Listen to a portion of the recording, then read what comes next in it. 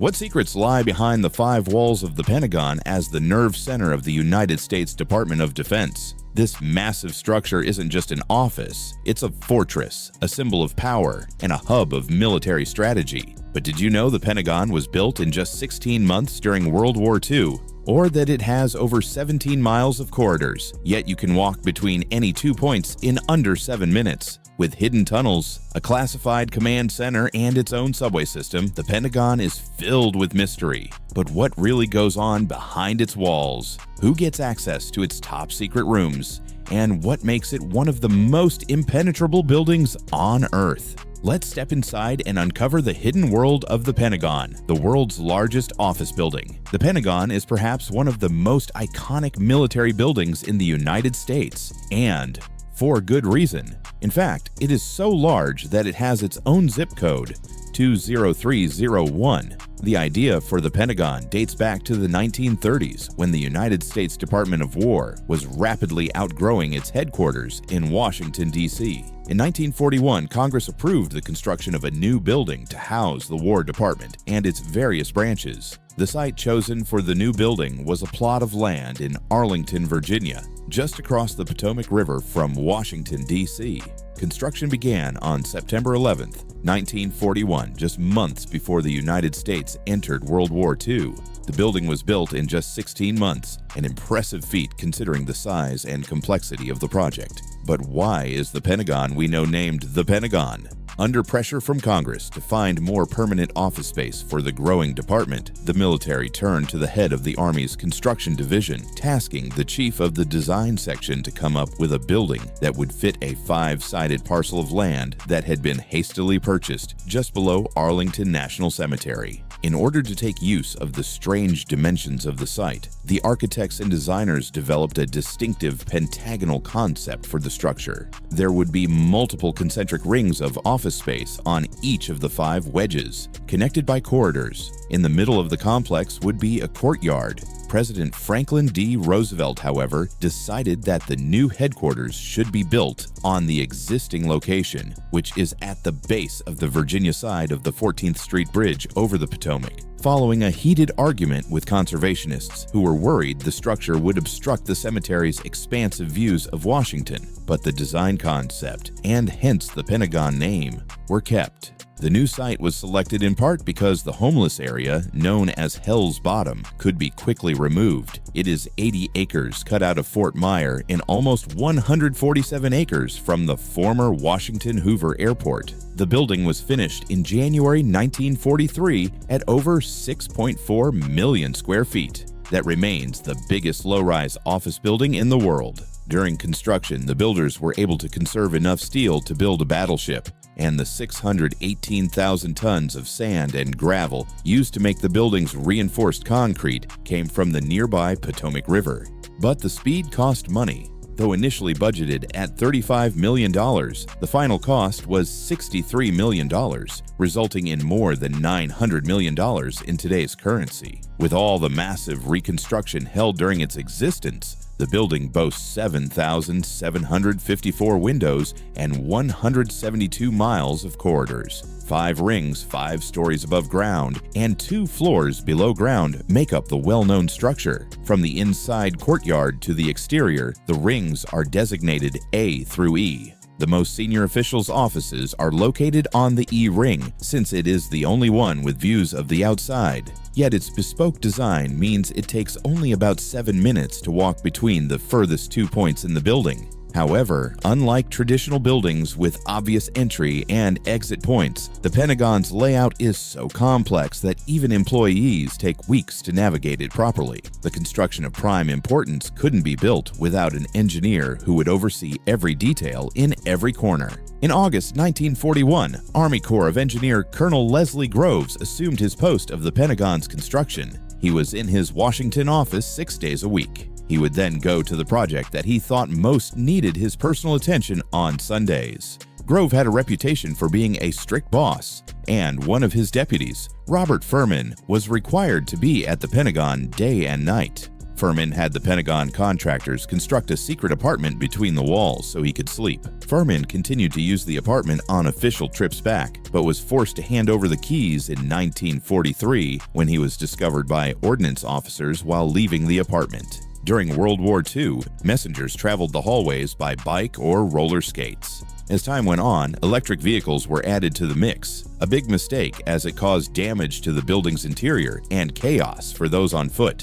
In the 1960s, the Secretary of the Air Force, Eugene Zuckert, was struck by a vehicle in a hallway intersection near his office, making a buzz for a new reconstruction. Today, electric scooters are available only for those who cannot get around on their own. The Pentagon's planners had to design the building with separate facilities for black and white employees in a highly segregated America. These facilities included 284 bathrooms, twice as many as were required for the expected staff levels, and segregated cafeterias for the construction crews. However, Executive Order 8802, issued by President Roosevelt in June 1941, forbade segregation among federal employees. The Pentagon has a shopping mall, a post office, medical facilities, dry cleaners, a barber shop, and multiple dining options, making it function almost like a self-contained city. You also may be surprised that until 2011, there was only one passenger elevator in the Pentagon, and it was reserved for the Defense Secretary. Until then, people who couldn't use stairs used long ramps to move between floors. The Pentagon was built with freight elevators, which were used by others when needed. As the headquarters of the Department of Defense, the Pentagon's unique construction includes layers of shielding that block radio waves, making it nearly impossible for foreign satellites to listen in on classified conversations. While not officially confirmed, the building was designed to withstand significant attacks, including nuclear threats with reinforced steel and blast-resistant materials. But what if one day the infamous doomsday happens? Would the building resist the attack or a massive explosion? While the large secret plans of the building stay unknown, rumors persist about a secret underground bunker or command center beneath the Pentagon. While the Pentagon officially denies a massive underground complex, some experts speculate that hidden tunnels connected to Washington, D.C.'s secret underground bunkers, allowing top officials to escape in case of an attack. What is known 100% is the Pentagon has a special entrance for the president. While regular officials enter through standard security gates, the President of the United States has a private, undisclosed entrance that leads to a hidden elevator. Without such a perk, would it even be called Pentagon?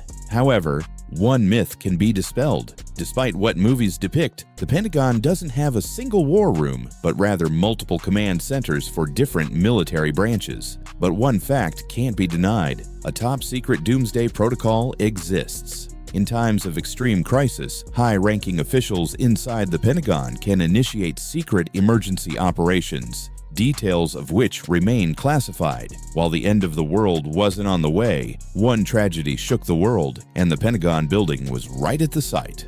On September 11, 2001, the Pentagon was nearing the end of its first full-scale renovations when American Airlines Flight 77 crashed into the building's east side, which was unoccupied due to the construction.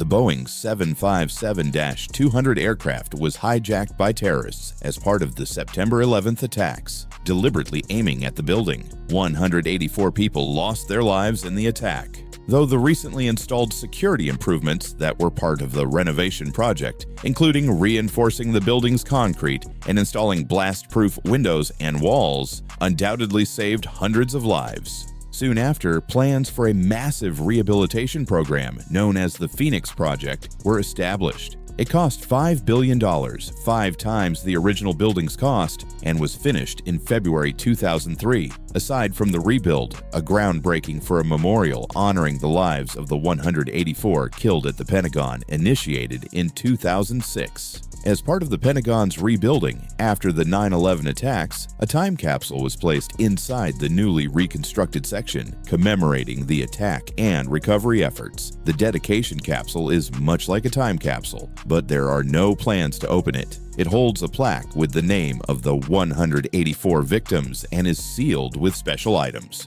2 cards handmade by students representing the thousands of cards sent to the Pentagon after the attacks. a book of names from people across the country thanking members of the military, patches from the Arlington County Fire and Police, and a photo signed by the president depicting Defense Secretary Donald Rumsfeld and President Bush at the Pentagon shortly after the attack.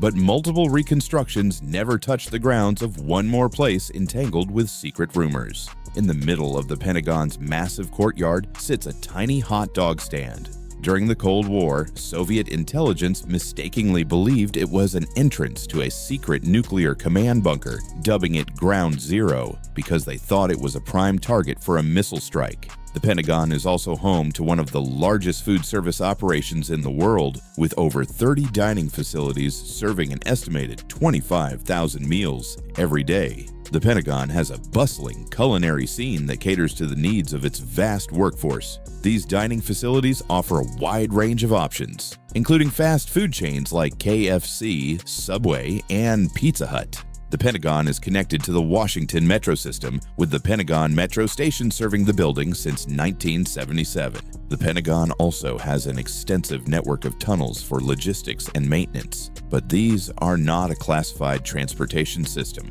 Today, the Pentagon continues to house the offices of top military leaders and serves as the nerve center for the Department of Defense. If you were working at one of the largest office buildings, consisting of 5 concentric rings with increasing security levels, as you move inward, would you be afraid to stay there overnight? Well, you might be thinking, some former Pentagon employees claim that strange shadows, unexplained noises, and even ghostly sightings have been reported in the oldest sections of the building, especially at night. Whether it's just war-weary spirits or something more, the mystery remains. In fact, it's pretty difficult to understand just how big the Pentagon is. About 23,000 military and civilian employees work in the Pentagon. The U.S. Capitol could fit into just one of the building's 5 sides. Following the end of World War II, Dwight Eisenhower was appointed Army Chief of Staff. While out for a walk, he became disoriented in the expansive complex and had to ask a group of stenographers for instructions back to his own office. And if you wonder whether the Pentagon is open to the public, you can go and give it a try. More than 100,000 people visit the Pentagon each year. A 60-minute guided tour highlights the history of the building and the Department of Defense. Covering approximately 1.5 miles, the guided tour includes the Hall of Heroes, which honors America's Medal of Honor recipients, as well as an exhibit dedicated to prisoners of war and those missing in action. Situated on the west side of the building, the memorial is dedicated to those who lost their lives that fateful day. It is the only place on the Pentagon grounds where photography is permitted. The Pentagon, it is a symbol of American values and ideals, a symbol of American strength, resilience, and determination in the face of adversity. And if you have the chance, would you dare to explore its hidden depths? If you like this video, come join our channel for the diverse content about historical places, the greatest architecture, and expensive lifestyles. Don't forget to like this video and see you on our next journey.